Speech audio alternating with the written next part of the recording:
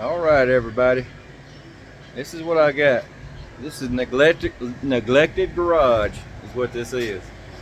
This right here is a 1971 Chevelle that has been off the road, as far as I can tell, since 1993. I got it from a guy that had this car for 8 years sitting in a barn. So I bought this for my son. He was 8 years old at the time. Now he's 22, hence neglected. Still got the same patina on it that it had when I bought it. Still probably got half the barn dirt on it. But trying to get back on it. I've been watching a lot of guys on YouTube, trying to get motivated, you know. So, and I've never done a video before in my life, so excuse me for looking at the wrong side of the camera. But anyways, this is what I got. So, I got fairly solid floors. I mean, they've got some heavy pitting after I took up the tar paper. A couple little spots that can be fixed. A little hose there, I think. There might be one or a couple little pinholes up there. The brake pedal's a little sloppy, so it could have had a 4-speed pedal in it at one point. I've got another one to go in here somewhere down the road. A couple of hoses there.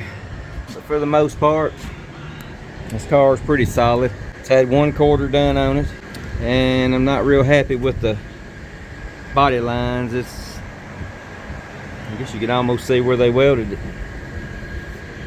But I've got a whole back end cut all the way across, bumper and 2 quarter panels with 6 or 7 inches of the inner fender steel welded to the lips that I bought for $25 at a auction.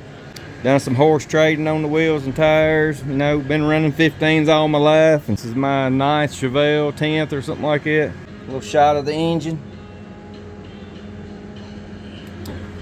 She runs and she'll drive if the transmission don't puke out all the fluid. Big scratch on the fender. Door shut good. This quarter panel has to be replaced. I'm probably going to do a 90 like the other side. I don't know, I may just cut out what's bad, you know, 3 or 4 inches above it or something like that, so I can leave that body line alone. 20 by 10s in the back, 20 by 8s in the front, and on this big old body, these 20s look like 15s, I can tell you right now. Dual exhaust, got some little 10-inch cherry bombs on it. It's got to be changed out. So the trunk's pretty solid, as you can see. Solid enough to hold junk. This is my issue with this car, is all this rust. I'm going to try to do the top half myself, and of course Belt and Speed sent me some side pieces, and I got this back piece right here. Got that from Jegs. So yeah, that's pretty gone. Back glass is still good. Front windshield's cracked. So I got this piece. I got that lower piece. I got both the side A-pillars. Belt and Speed upper end. As you can tell. Thank you, Belt and Speed, for that. But this is so pitted. Not ate up, just pitted. And I do not want a brand new windshield sitting on that. This side right here is terrible. And honestly, I don't know if I want to replace this whole piece, because the top of it up here don't really match the top of this up here anyway, so I got to do some work on that. But I think, just to save myself a whole lot of trouble, I may just cut that right up through there, and then just on the inside of that, because right down there on that side ain't nothing wrong with it. It's just where the windshield sit. And I may just follow that on down to where it's good, cut it up, and just replace that piece right there. I mean, I'm making a driver, guys. I'm not. This car's been off the road as long as I've been married, 30 years. Needs a grill. Boy, I tell you, I mean, bumpers are so high, I think I might just paint that bumper. You know, if you're real real crafty with some chrome paint and some wet sand, and you can make them shine. However, I've got a whole nother dash pad. Actually, I got two other dash pads other than the one that come out of it. Got all brand new black interior to go in it. I bought the interior kit back in 2015, all black. Had green interior, it was all green on green. And didn't realize I had the interior so long. 2015, I bought this car in 2010. He wanted $2,500 just for the roller, just for the body. And you know, looking at the cars on Marketplace and stuff, nowadays it's a pretty good deal, I guess. It's got air shocks in the back with 3 or 4 inch spacers on top of the air shocks, so they had this thing sitting like way up in there. All that's coming off. I'm putting factory shocks back on it because I want that back tire sitting right on top of the wheel. And when I do that, I've already done it. I've already lowered the back end. I know that those tins will go way up in the quarter panel without rubbing. And it's got drum brakes all the way around it, power drum brakes. And when I lower the back, of course the front drops just a hair, and then you put 2 people in there about 200 pounds each or more. She'll drop some more when you're driving it. I just wanted to squat a little bit. I've had them sitting all different kind of ways, all different kind of wheels, 8-inch rallies, aluminum center lines. I've had the Keystones. You know, this is the first set of torque thrust I've ever tried to run, but I've got a set of 5-hole Inkies sitting up under the junk over there hiding. 15 by 8 5-hole Inkies, if you guys remember them from back in the 80s. I've got a Super Sport hood on here right now, just regular Super Sport, no cowl. I've got a brand new cowl induction hood sitting right there that I screwed up. I ain't even gonna tell you what I done to that, but and a brand new trunk lid. Got them at a swap meet.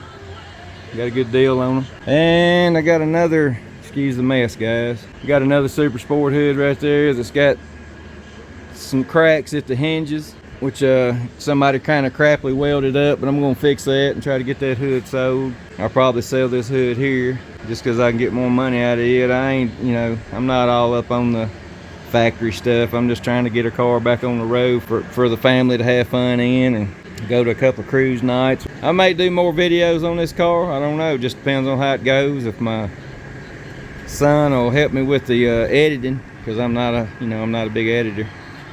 I'm doing good to make a video. It's got a 350 40 over 4-bolt main with 350 good wrench heads that were $50 at a swap meet, like brand spanking new. 350 good wrench cam and lifters a buddy of mine had under his bed since he was, ain't no telling how old, for like 15 years. Aluminum intake, some headers, you know, just to liven it up, Edelbrock carburetor. I was gonna actually do a Rat Fink tribute car with this car right here. I was gonna try to make it look like a straight axle gasser. I said look like, because I can't afford all those parts, but y'all know him, Rat Fink. I'll put up a picture of a model that I built for my son because he couldn't visualize what the car would look like after I got done with it. But I was going to do the side pipes, which I've still got. I was going to do the bird catcher blower sticking out of the hood, you know, with the, not a tunnel ram, just sitting on top of a 4-barrel. I've got it sitting over there in the junk somewhere. Still in good shape. I just got to clean it up. And I was just going to put big block station wagon springs up under the front of it to get the front up in the air. Put some 6-inch wheels in the front and some 10s in the back, 295 50s or so in the back, and just kind of give it that hot rod look, you know. And my son said, "No, Daddy, everybody's gonna laugh at me when I drive it to school."